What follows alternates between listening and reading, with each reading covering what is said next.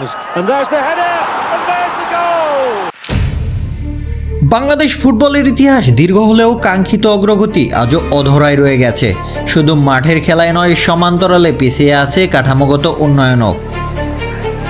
জাতীয় দলের অভিজ্ঞ ডিফেন্ডার রহমত মিয়ার মতে সমস্যার গোড়ায় রয়েছে গ্রাসরুট লেভেলের অব্যবস্থা।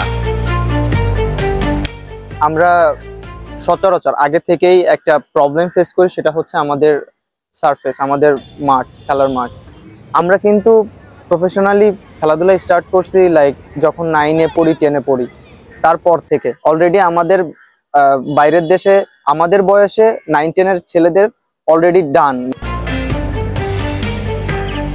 রহমতের ভাষায় দেশের অসংখ্য শিশু ফুটবলার হওয়ার স্বপ্ন দেখে, কিন্তু সেই স্বপ্ন বাস্তবায়নে দেশে পর্যাপ্ত পরিমাণে নেই কোনো কার্যকর ভিত্তি। স্কুল প্রতিষ্ঠান থেকে শুরু করে পর্যাপ্ত পরিমাণে নেই একাডেমি, নেই প্রশিক্ষিত কোচ কিংবা আধুনিক অবকাঠামো।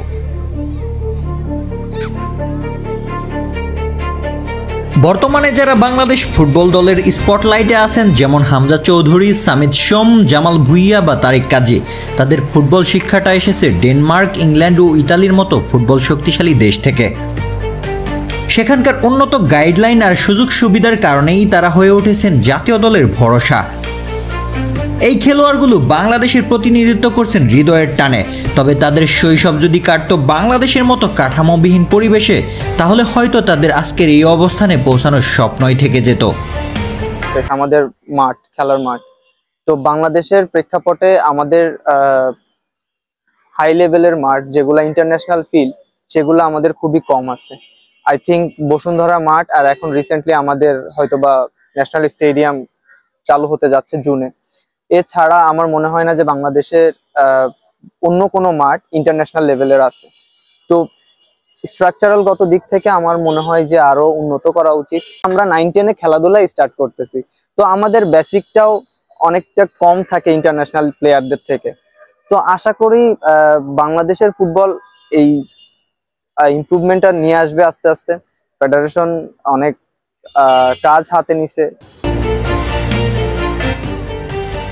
ইউরোপ এবং আমেরিকা মহাদেশের একজন ফুটবলার তৈরির জন্য গ্রোমিং শুরু হয় মাত্র 6-7 বছর বয়স থেকেই। স্পেনের লামাসিয়া, জার্মানির ডিএফবি একাডেমি কিংবা জাপানের স্কুল ফুটবল লিগে শিশুরা পাচ্ছে ধারাবাহিক ও সায়েন্টিফিক প্রশিক্ষণ। অন্যদিকে বাংলাদেশে বিকেএসপি, পিকেএসপি ছাড়া আর কোনো কোথাওই নেই সুসংগঠিত ফুটবল গ্রোমিং সিস্টেম। ফলে হাজারো স্বপ্নবাজের প্রতিভা থাকলেও হারিয়ে যাচ্ছে দিক নির্দেশনার অভাবে। আমাদের যে জুনিয়র প্লেয়ারগুলো আছে, লাইক আমাদের পাইনিয়ার থেকে শুরু করি অথবা এজ লেভেল থেকে শুরু করি, pioneer, 3rd division, 2nd division, 1st division, BCL, BPL, তো যে একটা পর্যায়ক্রম আছে না, এই ধারাবাহিকতাটা যাতে প্রপার ওয়েতে হয়, তাহলে হয় কি আপনার ন্যাশনাল টিমের পাইপলাইনে প্লেয়ার থাকে। আজকে সমিত সোম আসছে, হামজা আসতেছে, আরো কিছু প্লেয়ারদের আসার কথা চলতেছে।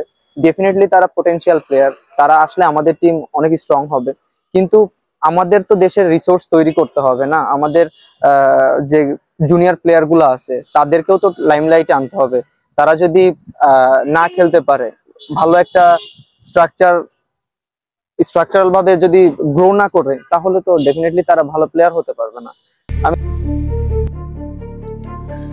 বাংলাদেশের ফুটবল যাত্রার বয়স প্রায় অর্ধশতাধিক হলেও এখন পর্যন্ত কোনো গৌরব বয়ে আনতে পারেনি এদেশের ফুটবল। এই সময়ে 16 বছর বয়সেই জাতীয় দলে সুযোগ পাচ্ছেন স্পেনের লামিন ইয়ামালের মতো তরুণরা। বাংলাদেশে তখন একই বয়সী প্রতিভাবানরা সঠিক গাইডলাইন ও প্রশিক্ষণের অভাবে থমকে যাচ্ছে। এখানে লামিন ইয়ামালের বয়স হচ্ছে 16 বছর, সে প্রিমিয়ার লিগ খেলতেছে অথবা লা লিগা খেলতেছে। তো তার 16 বছর বয়সে আমরা খেলাধুলা স্টার্ট করছি, আর